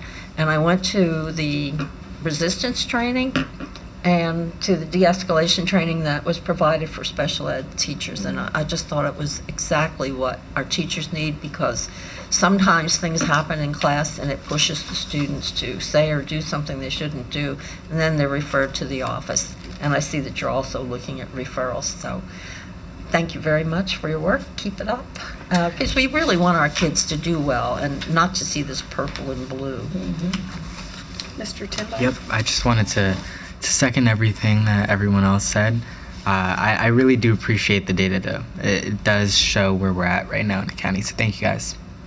So, focusing back on the policy, did anybody have any additions or changes they wanted to make to the draft policy?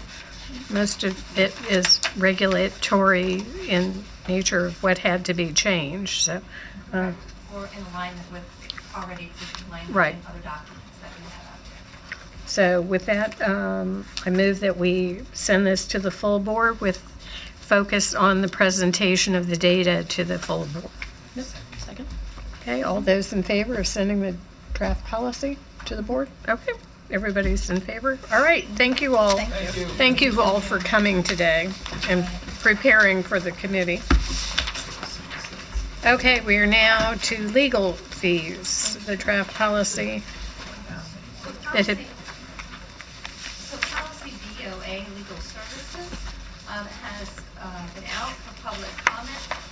Policy BOA, legal services, has been out for public comment from November 12th through January 12th. In that time period, we received over 400 comments from our community.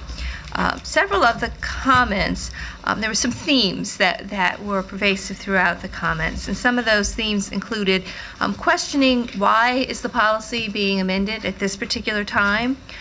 Some of the comments objected to the structure, that was reflected in the opening, one of the opening paragraphs about the role of the board being consultative in the provision of services, and we're going to talk about that a little later. And there was also a theme in the comments regarding concern about use of various uses of outside law firms. So I just wanted to take a couple of minutes and address some of those comments for you and for our public that's listening to, interested in this. So for the first question is, why is it being amended at this time?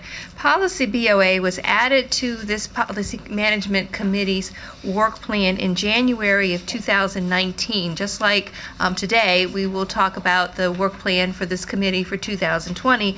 This policy was submitted for revision in January of 2019 and first considered by the Policy Management Committee in October of 19, and the reasons were a few. First of all, the policy had not been substantively reviewed for more than 10 years, so it was time for an update. And in particular, since we've had a significant change in the model for the delivery of legal services in the time that has elapsed since this was last revised.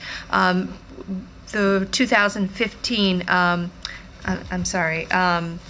the version prior to this did not reflect the current model for delivering certain legal services, which included an in-house office of general counsel. And we also wanted to take the opportunity to clarify the various types of legal services that are provided to the system and the variety of resources and collaborations that are in place to provide those services. It was an attempt to provide clarity and transparency for the work that's being done throughout the district. So to start with just the first question that appeared prevalent in the comments about the role of the board in directing the legal services, we took from the public comments, we determined that we obviously had not well reflected the relationship between the board, the superintendent, and the delivery of services. So you'll see on page 2 at line 34, we're recommending a revision to that section that says, under the direction of the board and in consultation and collaboration with the superintendent of schools and other authorized administrators of the school district, the general counsel of MCPS shall be responsible for overall management of legal services. We reflect that same structure again on page 4, which is 5B, when we're talking about proactively anticipating and addressing issues, legal issues. We say similarly, under the direction of the board and in consultation and collaboration with the superintendent of schools, the general counsel coordinates the management of all legal services for the board, the superintendent, and the school district, except in those limited circumstances where the board may require legal support to adjudicate appeals or regarding the employment of the superintendent. So we hope that those changes, recommended changes, clarify the relationship between the board, the superintendent, and the general counsel's office in the delivery of legal services. To address a couple of the other issues regarding transparency and use of law firms and so forth. We'd like to note that the General Counsel, on behalf of the Superintendent, reports monthly to the Board regarding funds expended for outside counsel and other legal services, and that language can be found particularly at lines 188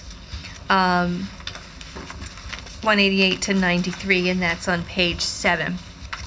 And finally, the Board uses the system's procurement process for initiating RFPs when we're looking for the provision of legal services. So just recently, we utilized that process to solicit and obtain sort of review counsel that we had been working with, and to obtain for counsel that's particularly supporting our work surrounding special education.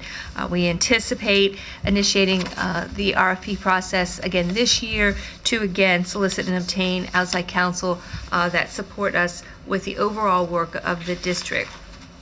As I think board members know, we typically use firms that we have long-standing relationships with. This promotes efficiency and cost-effectiveness because of they're familiar with our district, our work, and certainly the laws and regulations and the changing landscape of education in the state of Maryland. So the only changes that are proposed to the policy since the time it was seen by the board for tentative action are those that I already highlighted on pages 2 and 4. Thank you. Yeah, as I looked through the comments, it appeared that maybe some people had put it out on listservs or Facebook, and many of them were duplicative and did not necessarily exhibit an understanding of the range of legal issues and the development of the in-house general counsel. And as someone who's been here from the outset, since we hired Mr. Sivan and he's developed the office, this policy recognizes the state of the legal environment here today in MCPS. Did anyone have any questions? Okay. I'm going to move that we send this policy to the board for final action. Second. All those in favor? Okay. Mr. Timbite's out of the room, but it's unanimous. Those in attendance right now. So we are now to policy JEE, student transfers. So yes, we are looking at student transfers today. As you perhaps recall, on January 9th, this policy was taken to the full board for an update and discussion of the work that had been done to date, and some comments, rather edits, were proposed based on comments that we received from the public. And so the board recommended that the policy be sent out for public comment again, given the number of changes and the nature of the changes that were proposed in response to the comments. The board asked that this committee review the policy and the comments and any other related matters before it sends it out for public comment again. If further substantive amendments to the policy, JEE, are necessary, or present those recommended amendments to the full board. The original recommendation was February 10th, but because of other changes, calendar changes, that date couldn't be met, but we'll just have to do it as soon as we can, because the intention is to have it to an extended comment period, not an extended comment period. Our typical comment period is 6 to 8 weeks, which is more than the board policy requires, but what we typically do, and to have it returned to the full board for final action at the June 10th meeting. So at this time, board committee discussion. So we had previously spoken about making a mandatory reapplication for COSAs from middle to high school. And in hearing a lot of feedback from people, I agree that with the concern of, I'd like to request that we consider putting back in, when if it's a special program, that there would be continued articulation.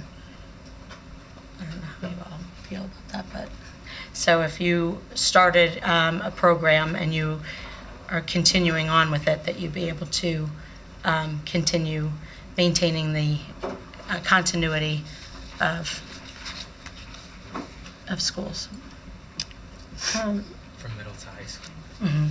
So like if you started in elementary school for the language immersion program as an example, and then you articulate to the middle school, technically there's not an immersion program at the high school level.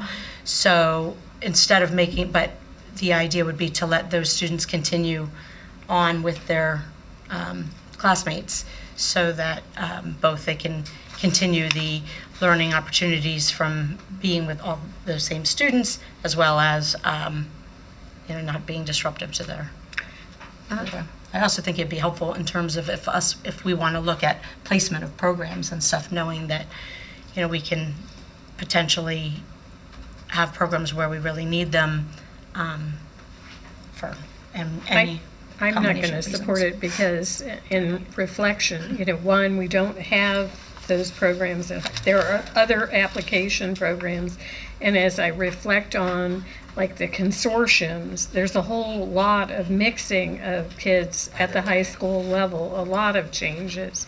And we also have large numbers of kids who come to us from private and parochial schools at 9th grade because their programs end. So there's a lot of mixing, and kids from the immersions may choose to apply to the Richard Montgomery IB or the other that would be their regional choice. IB. Yes, but a lot it is of them their are just choice. So I'm not going to support that change. I think so. I mean, if you get a second, and I'm sure that I will. So no support for that change. Any other? No. Okay. I'm going to move that we send this out for public comment as we had come back to us from the full board. All in favor of sending it out for public comment? Okay.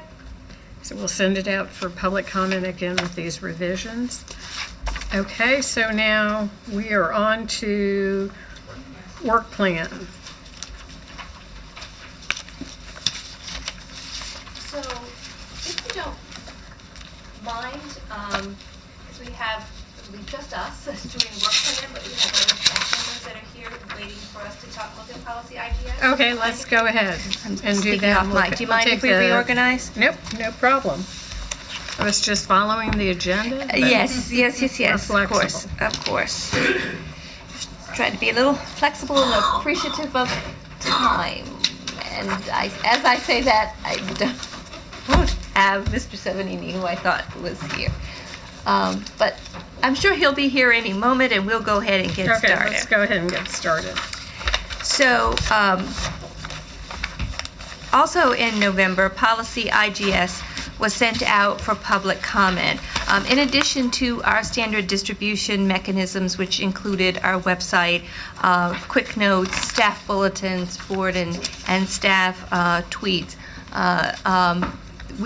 staff also met directly with student groups, including Mr. Tenbite's advisory boards and the minority scholars. We also met with the MCCPTA Screen Time Committee to receive additional feedback. So you have in your packets the comments that we have received, and we have aligned with most of them. Responses reflecting either language that exists in the policy that is responsive to the comment, or references to what's happening in practice. And so I'm just going to highlight a few of those and then share with you changes to the to the policy itself. So our first comment was actually from staff, talking about implementation of certain technology, new resources in technology. Thank you both so much. No, we changed. We changed the order a little bit. Sorry, we're just trying to keep it moving along. Thank you for joining us, and pardon you for grabbing you like that.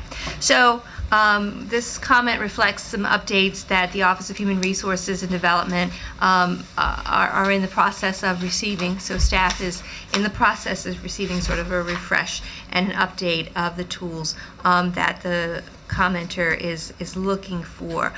We had a few references to using the technology at various stages, and particularly in elementary school, and we referenced the commenters to language in the policy that talks about taking into consideration age and developmental level of the students. So we do recognize that we need to vary based on student age and developmental stage.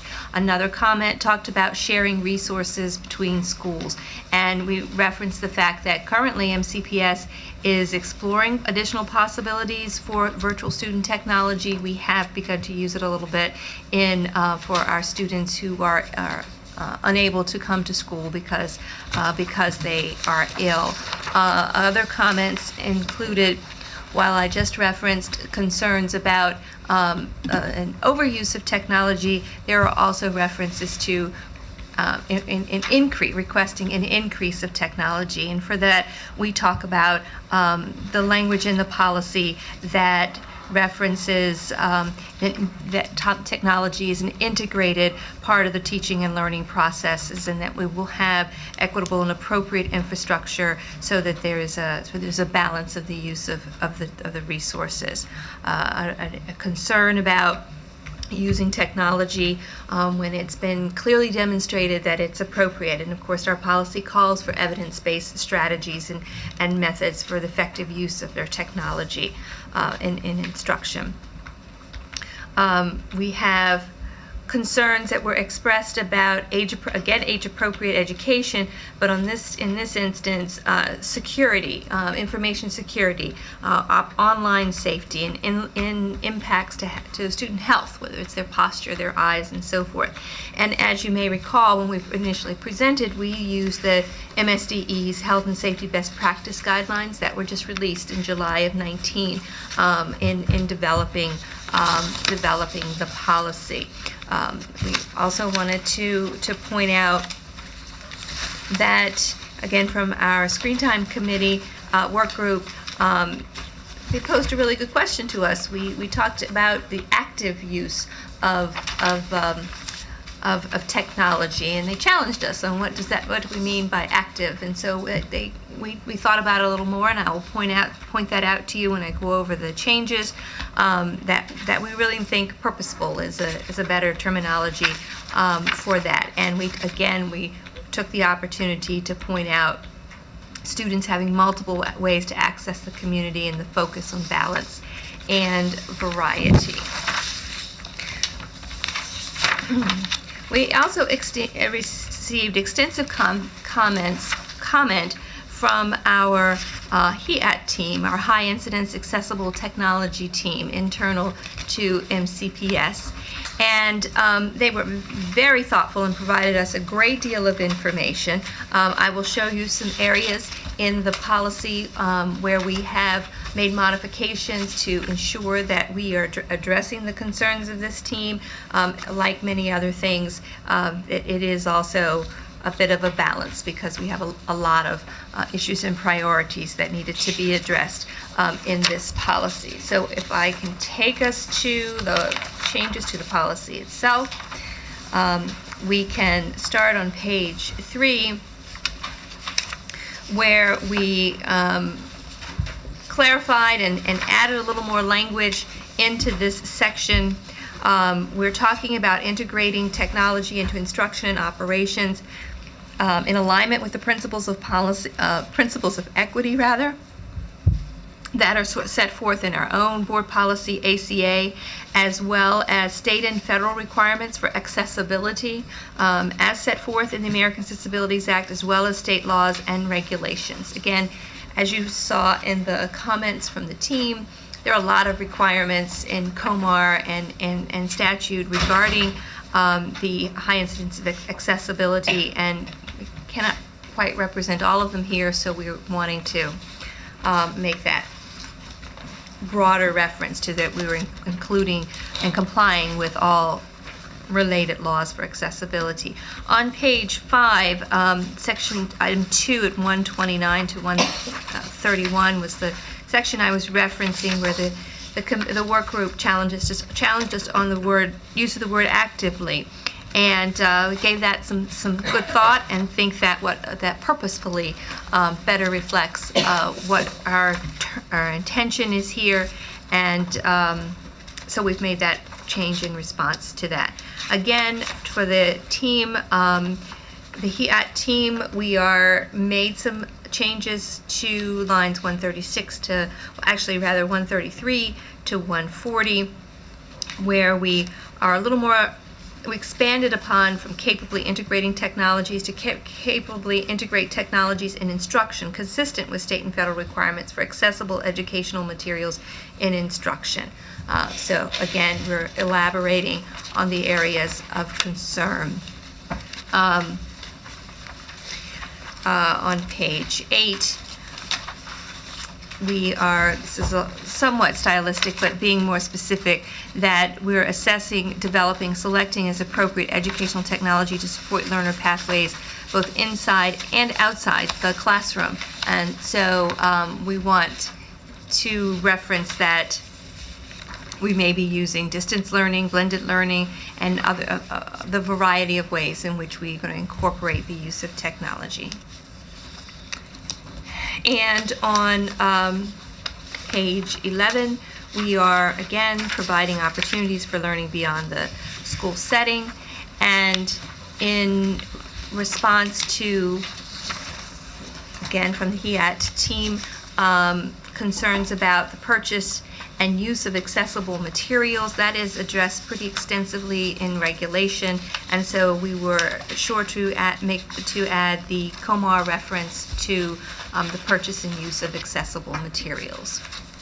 So as you're aware, this is a collaborative effort between both OSIP and OCTO, so we have leaders from those offices. If any additional questions linger about the changes to this policy. Ms. Mondrowski? Oh, your light was on. Anybody? I just want to say thank you and note that in this morning's Washington Post was an article about 200 million children in China doing online learning right now because of the coronavirus, and how the strain on teachers to get lessons out over that method. But it really, if you haven't read the article, I would commend it, because it definitely is food for thought, for us with a blizzard or a pandemic. Anyway, so thank you. With that, I'm going to recommend that we send it to the full board for final action. Second. Okay, we're all in favor? Okay, great. Now we will do our work plan. Okay, give me a second. Oh, thank you. Sorry. It's late. I'm sorry for being much. So you have in front of you the draft 2020. You have in front of you the draft work plan for the year 2020 for the Policy Management Committee. What we have before you are some continued work from 2019. You saw previously a framework and preliminary discussion regarding potential revisions to policy ACA, non-discrimination, equity, and cultural proficiency. This is in response to both the changes promulgated through COMAR as well as the county's new policy on non-discrimination. policies BOA and IGS are here before you today, and you have recommended both of them for final action, so that'll move those forward. And as well as JGA, 3 of these on this portion of the work plan. And so that leaves to carry over from 2019 policy IOA, gifted and talented education. We have several matters that were referred by board resolution or another committee for us to take a look at. We will be looking at policy ECN, telecommunications transmission facilities, policy IQD, which we began today, academic eligibility for extracurricular activities. We will be looking at the concept. We do not yet have a policy that addresses this, so this will be new, but the concerns around unpaid school meal charges and, more importantly, making sure that all students have access to nourishing meal during the school day. JEE, student transfers, we will continue to work on, and you've taken action on that today. And there's also been a request that we review regulation GEHRA, teleworking, and that it is a regulation, but this committee, the Policy Management Committee, was asked to look at it in order to talk about strengthening controls and determine whether a policy is needed on this topic. Work to introduce new in 2020. We are looking to discuss with the committee policy ACF, sexual harassment, and JHF, bullying, harassment, or intimidation. We present them in this way because they will no less than travel together, but because they are so closely related in process and as well as content. So staff is looking at the possibility of combining them into one policy. And then we intend to look at policy JEC, placement, promotion, acceleration, and retention. We have 3 topics that we review annually that are required by law required by policy for an annual review, and that is an annual report to the board is set forth in policy JHC, child abuse and neglect. The upcoming school year calendar, so for 21-22, the school year calendar will be reviewed during the course of the year. And we also annually review curricular fees as set forth in policy J&A, curricular expenses for students. And then at the bottom of the work planner is a list of items that were completed by this committee in 2019. So there are 2 other areas that I would like to add to the work plan. One, last year the full board was unable to come to an agreement on policy KEA on civic engagement, excused absences for students. And I know Mr. Tinbite has been talking to my colleagues. We've had a request from MCCPTA that we reconsider the policy, so I would propose that we put that back on the work plan. And I would like to do it sooner, since Mr. Tinbite will be counting down the months till the end of his term, and he's expressed a strong interest in that. And then also, both MCCPTA and MCR have passed anti-gun violence resolutions and had written to me as chair of the policy committee to take a look at policy implications. I had spoken with Ms. Webb and Mr. Sivan about that.